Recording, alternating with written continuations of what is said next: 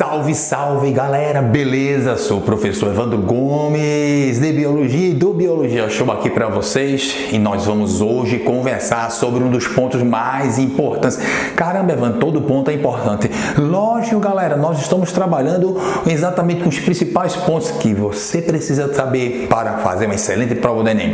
Então, após a vinheta, vamos falar sobre embriologia. Mas que parte da embriologia é mais forte? Anexos embrionários e placenta. Após a vinheta, muita placenta, muito anexo embrionário. Roda a vinheta!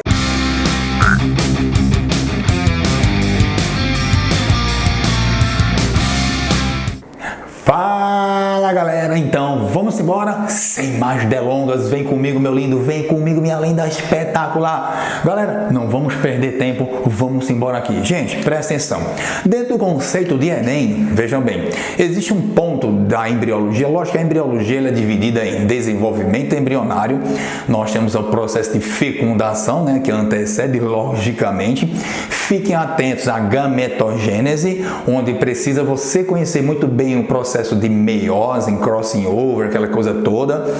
Mas existe um ponto na embriologia que vocês precisam ficar extremamente atentos, que é exatamente a bendita relação de todos os anexos embrionários, que envolve muito também a questão da zoologia. Então vem comigo aqui, galera. Nós temos aqui um exemplo, exatamente para entender um pouquinho sobre a questão dos anexos embrionários.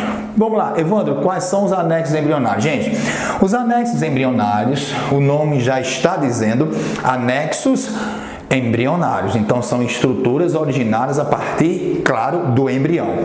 Então, nós temos aqui, vamos lá, nós temos o saco vitelínico, o alantoide, o córeo, alguns autores colocam corion, com N no final, ou serosa, e nós temos a bolsa amniótica, né, o âmnio. Então, nós temos, esses são os anexos embrionários. Evandro, esses anexos, eles estão bem distribuídos, bem desenvolvidos em todos os seres vivos, em todos os animais, de forma alguma. Primeiro, galera, nós vamos analisar a função de cada um e depois nós vamos especificar cada condição aí, certo? Então vamos lá. Primeira coisa para a gente analisar é esse rapaz chamado de saco vitelínico. Gente, o que é o saco vitelínico? O saco vitelínico é uma estrutura que vai armazenar uma grande quantidade de lipídios, tá certo? Vai armazenar também proteínas. E o saco vitelínico tem a função ligada diretamente a nutrição, galera. Se liga, olha para mim, o saco vitelínico ele é responsável pela nutrição. Veja que eu desenhei aqui um ovo. Se liga. Então, quando a gente fala em ovo, estamos falando na questão dos cordados, ovo com casca rígida. Então, não é um ovo com casca mole, mas com casca rígida, calcária. Então, eu estou falando aqui em répteis e aves. Opa, peraí, Evandro, tem um mamífero que põe ovos, o ornitorrinco, né? O equidna também. Mas nós vamos focar dentro desses dois grupos de cordados, répteis, certo? E aves. Então é o seguinte, então nós estamos dando geral, repita, funções gerais. O saco vitelínico, ele é formado a partir, aí você olha que nome esquisito danado é esse, Evandro, pelo amor de Deus. Gente, é o seguinte, vamos lá. Durante o desenvolvimento embrionário, nós temos a formação dos folhetos embrionários, ectoderme, mesoderme e endoderme. Tranquilos? Então é o seguinte, a ecto tem suas funções, não vou entrar em detalhes aqui, a endo, obviamente, também suas funções, e a mesoderme é o folheto, a gente pode dizer, e aí na escala evolutiva, que deu um grande passo evolutivo. A partir da meso, surgiram várias situações importantes dentro do caráter evolutivo e adaptativo, fisiologia, a questão também de equilíbrio homeostático, enfim, homeostase. Então é o seguinte, a mesoderme, galera, ela é dividida, veja só, não é só é apenas um folheto simples. Ela tem 3 camadas celulares. Tem o epímero, o mesômero e o hipômero, certo? Então é o seguinte, quando a gente pega aqui, ó, aí vocês vão ficar atentos ao seguinte, eu tenho, nesse contexto, no chamado mesômero da mesoderme, eu tenho dois grupos, eu tenho 2 filetes de células, como se fosse um folhetozinho mesmo, tá? Quer dizer, é um folheto dentro de um folheto, são como se fossem subfolhetos, membraninhas, tá? Celularezinhas lindas e maravilhosas, no mesômero. Uma voltada para a parte superior da a ectoderme, e a outra voltada para a parte inferior, a endoderme, beleza? Essa parte superior, esse folheto superior, você está ligado mais voltada à ectoderme, nós chamamos de somatopleura.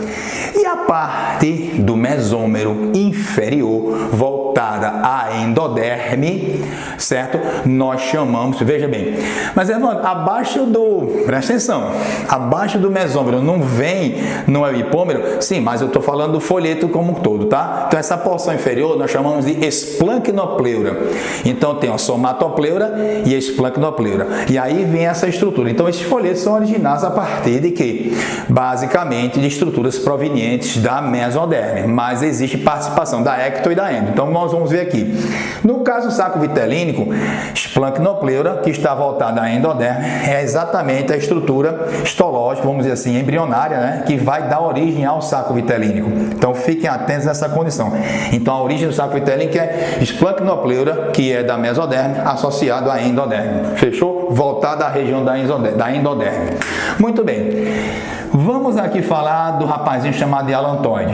O alantoide, a função dele é armazenar excretas, resíduos, principalmente aqueles organismos que vão apresentar resíduos que não conseguem dispersar. E aí, por exemplo, não tem a mãe ali para facilitar a eliminação dos resíduos. Então, animais que põem ovos vão apresentar o alantoide e vão apresentar o saco vitelínico muito bem desenvolvido. Por quê?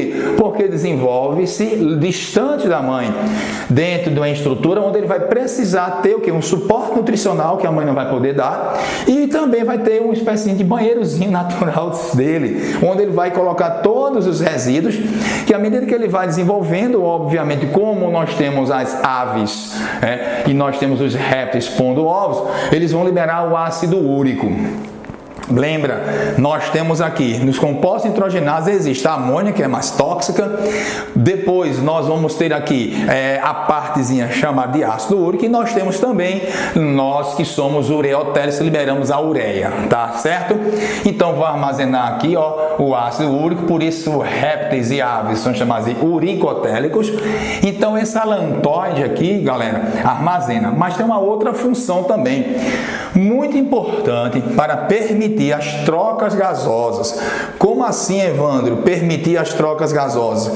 Lembre-se do seguinte, eu preciso ter um contato, que uma passagem de ar e o oxigênio passando para onde? Para o embriãozinho que está lá dentro.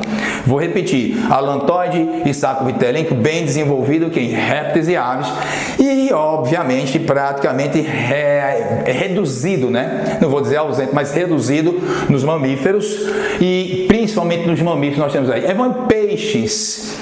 Os peixes apresentam só o saco vitelínico, é o único anexo que os peixes vão apresentar. E os anfíbios não têm anexo nenhum. Como assim, Evandro? E onde ficará armazenado, por exemplo, né, a estrutura nutricional desse, já que não tem saco vitelínico, fica armazenado no desenvolvimento embrionário? Lembre-se que você tem, lembra lá, na mórula existem os blastômeros. No caso dos anfíbios, você tem os macrômeros e os micrômeros. E o vitelo fica dentro desses macrômeros, certo? Temos aqui o córeo. O córeo, pessoal, é o anexo mais externo, ou seja, veja que esse rostinho aqui, ó, ele é o que vai envolver todos os demais anexos. Sua função aqui também atua na proteção, claro. Mas aqui, gente, principalmente nos animais que põem ovos, remover íons de onde? Da casca, para passar para quem? Para o bebezinho lá, no caso para o bichinho, filhotinho. Caramba, e a casca, ela é rica em quê, Evandro? Gente, ó, cálcio. Então nós temos aqui, ó, o cálcio que vai estar aqui, vai servir, é fundamental para o desenvolvimento de toda a estrutura óssea do animalzinho que está aqui, graças a quem? Ao córeo. O córeo é desenvolvido também, Evandro, é bem desenvolvido, neste caso aqui, nos répteis e, lembra, nas benditas aves? Sim, porque tem essa ação. E, por exemplo, nos mamíferos? Não, porque isso aqui vai servir para a formação da placenta. A gente fala daqui a pouco. Agora, presta bem atenção.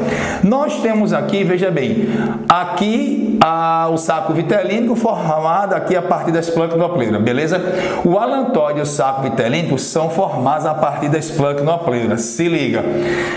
Quem, Evandro? Saco vitelínico e alantóide, esplanctonopleira. Já o córeo e a bolsa amniótica são originados a partir da somatopleira. Lembra que eu falei? Vou repetir. Qualquer coisinha tu volta aí no vídeo. Então o córeo tem esta função. E existe aqui uma das estruturas mais importantes, principalmente quando a gente fala que isso aqui é muito bem desenvolvido aqui em mamíferos, certo? Beleza. Evandro, mamíferos também tem um córeo? Repito, tem uma ação de proteção, mas não vai tirar a cálcio do casca, né? Porque nós mamíferos não produzimos ovos, exceto o ornitorrinco. Mas, no geral, somos animais placentários e até mesmo os marsupiais que tem aquela placenta rudimentar. Porém, nós temos aqui o âmino com ação de quê? Poxa, esse cara vai proteger, esse assim, aqui é o principal, vamos dizer assim, segurança do embrião. Por quê? Vai proteger contra choques mecânicos, impactos, porque tem um líquido aqui protegendo. Vai proteger também contra ressecamento, tá certo? Então, perdendo o líquido amniótico é perigoso para o feto. E, obviamente, gente, isso daqui, à medida que, aí no desenvolvimento embrionário humano, a bolsa amniótica, ela vai simplesmente o quê? Ela vai aumentando a concentração de quê? Veja bem, de líquido amniótico. Tanto que, no início da gestação, quando a mulher faz a ultrassom, essa ultrassom, a mulher precisa beber bastante água. Ela vai beber muita água. Mas depois, após o seguinte, após o que? O terceiro, quarto mês, já não vai precisar, porque aí já vai ter uma quantidade boa. E depois a tendência é diminuir, certo? Que aí já vai chegar próximo ao período de parturição. Presta bem atenção. Então, a bolsa amniótica ela é bem desenvolvida nos mamíferos exatamente para dar essa proteção. E é a partir desse camarada do âmino que vai ter a questão de que indicador, por exemplo, do parto, né? Quando a bolsa amniótica rompe, é aquela história, meu amor, a bolsa rompeu. É exatamente nesse momento que você tem o escorrimento, onde, presta atenção, se a mulher tiver um rompimento da bolsa amniótica, não tiver contração, então ela tem algumas boas horas aí, cerca de 6 a 8 horas, para ir em casa, tomar banho, beleza, sem problema. Porém, se a bolsa rompe e a mulher tem contração, meu amigo, meu filho, pegue sua esposa e corra para o hospital que o pirraia vai nascer, certo? Então tem essas situações. Percebam também aqui, galera, que nós temos aqui ó, uma câmara de ar. Essa câmara de ar é exatamente para aquilo que eu falei para vocês, permite isso no ovo, tá?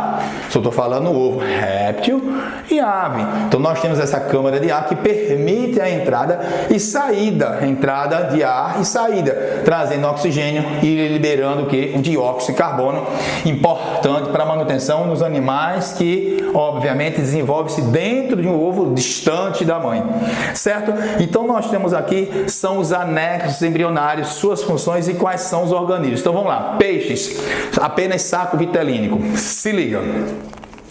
Vem depois os anfíbios, não rola nenhum tipo de anexo.